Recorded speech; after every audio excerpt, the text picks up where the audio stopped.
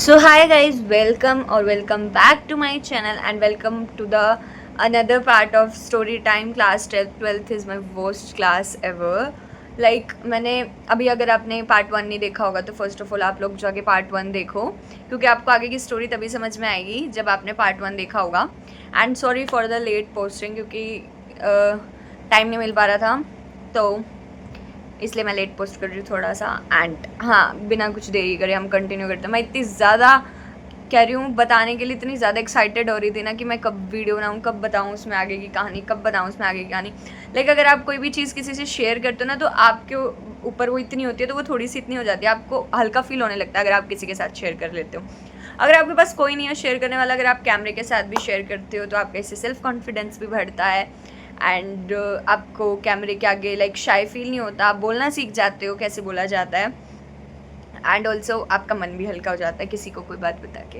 And जब आपकी बात से कोई नॉलेज निकल के आ रही हो या कोई स्टोरी से कोई मोरल निकल के आ रहा हो तो आपको ज़रूर बतानी चाहिए सामने वाले को कि लोग इस चीज़ से ना गुजरे या लोगों को पहले से अवेयर हो या फिर लोगों को पता हो पहले से कि ऐसा कुछ भी होता है. ओके तो मैंने लास्ट पार्ट में भी यही बताया था कि मेरे को ना फ्रेंड्स बनाने का बहुत ज़्यादा शौक है. मैं हर किसी को बहुत अच्छे से रखती हूँ, बहन भाई बना के. अगर मेरा कोई दोस्त है वो मेरे लिए बहन या भाई बन के ज़रूर रहता है. मैं अपना दिल से 100% देती हूँ हर रिलेशनशिप में. एंड ऐसे ही जब मैंने पार्ट 1 में बताया, जैसे मैंने स्टोरी बताई, उसके बाद अब हम चलते हैं पार्ट 2 पे कि पार्ट 1 तो था कि हमारा पूरा जो साल निकला कुछ ऐसे निकला. एंड पार्ट 2 हम स्टार्ट करते हैं जब आता है हमारा फेयरवेल. बेसिकली मैं गवर्नमेंट स्कूल में पढ़ती थी तो फेयरवेल नहीं दे रहे थे स्कूल वाले. सो उन्होंने क्या करा था, फेयरवेल के नाम पे वो कभी देते ही नहीं थे. तो लास्ट ईयर हमने ना अपने सीनियर्स के लिए ऑर्गेनाइज़ करा था, तो इस साल हमें खुद के लिए करना था. तो मैं खुद ही मैनेज करती थी क्योंकि मेरे पापा की जानकारी वगैरह थी बैंक्वेट्स में. तो मैंने सोचा कि मुझे करना चाहिए. भाई देखो दोस्त है मेरे भी सारे, तो मैंने सबको कहा कि भाई देखो बजट तो बहुत ज़्यादा है, हर कोई बैंक्वेट हॉल वाला बहुत ज़्यादा पैसे मांग रहे हैं क्योंकि सीज़न है जैन का. तो हमने क्या करा है, 1000 रुपीज़ पर प्लेट रखे हैं. जिसको आना वो 1000 रुपीज़ दे और बाकी एक्सपेंस हो गया डीजे का, सिटिंग चार्ज वगैरह या डेकोरेशन का, वो सब मैं मैनेज कर लूँगी, वो सब मैं अपनी पॉकेट मनी से दे दूँगी. लेकिन अपने अपने प्लेट्स के चार्जेस आपको ज़रूर फील करने हैं. तो मैंने उन्हें ये चीज़ समझाई थी. उन्हीं लड़कियों की बात है ये जिनकी मैंने पार्ट 1 में बताई थी.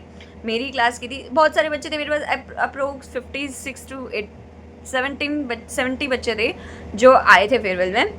एंड कुछ ऐसे थे जो नहीं आए थे लेकिन ग्रुप में ज़रूर थे, वो फेयरवेल वाले ग्रुप में ज़रूर प्रेजेंट थे वो.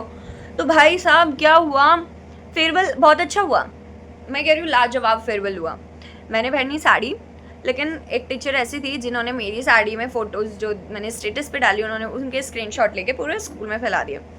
Hats off to the teacher. भाई टीचर्स भी जेलस करते हैं, इतना मैं बता दूँ.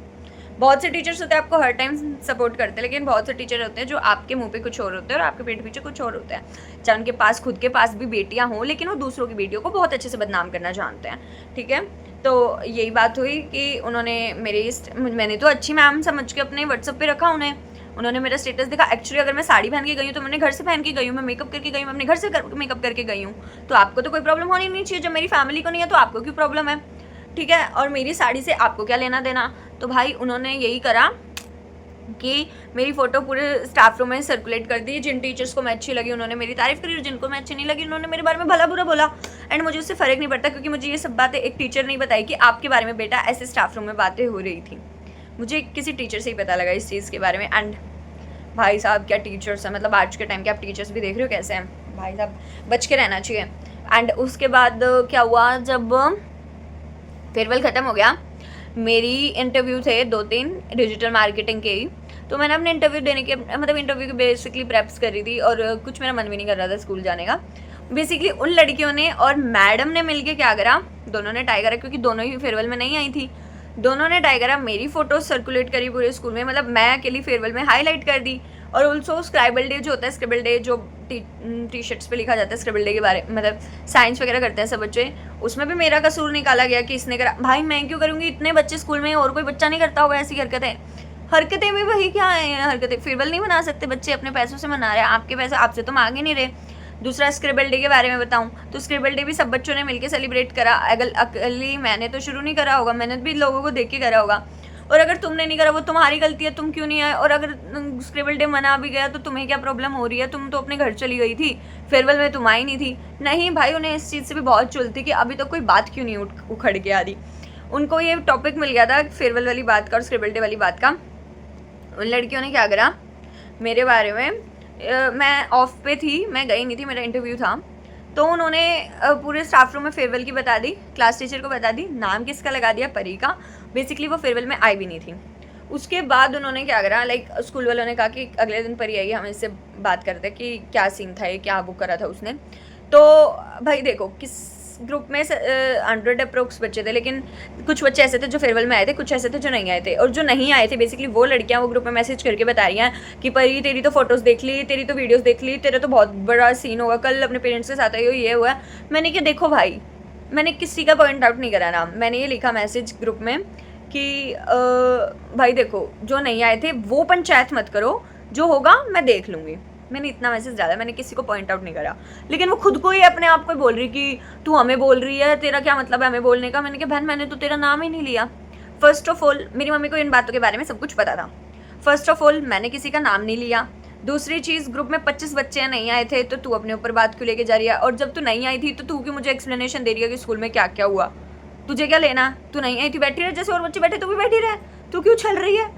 लेकिन नहीं भाई, जिसकी गलती होती है ना वो ऐसे ही करता है, अपनी गलती छुपाने के लिए ना वो एक्सप्लेनेशन देता ही है। उसकी गलती थी, वो छुपाने के लिए एक्सप्लेनेशन दे रही। तो क्या सीन होता है, मेरी बहस हो जाती है उससे, क्योंकि मैं हर बार सुनती आ रही हूँ। जैसे मैंने लास्ट पार्ट में बताया कि मैंने कोई रिएक्ट नहीं करा उसकी बातों पे, इस बार भी मैंने कोई रिएक्ट नहीं करा था। मेरी बहस हो जाती है उससे। मैंने कहा तू ऐसे क्यों बोल रही है भाई, लिटरली इतने लड़कों के सामने वो ग्रुप में मेरे को गाली गलौज करती है। मैंने कहा भाई तू कैसे बोले, तुझे दिख नहीं रहा ग्रुप में लड़के हैं। बोली नहीं ये है वो है, ठीक है। उसके बाद मेरी उससे बहस हुई, मैंने उसको कुछ भी नहीं कहा, मैं बेसिकली रोने लगी। मैंने अपनी मम्मी को सारी बात बताई, लेकिन उसके घर में किसी को भी 1% की बात नहीं पता थी। तो क्या नाम है, फिर क्या हुआ, हाँ उसके घर में किसी को भी नहीं पता थी। बहस बढ़ती गई। मैंने भाई, मेरी दोस्त मेरे लिए सपोर्ट कर रही थी एक लड़की, तो बोल रही कि तू उसको बोल रही कि तू क्यों बीच में आ रही है, परी की बात है। तो मतलब इतना बढ़ गया कि एक लड़का था हमारी क्लास में, हमारे सब्जेक्ट टीचर का,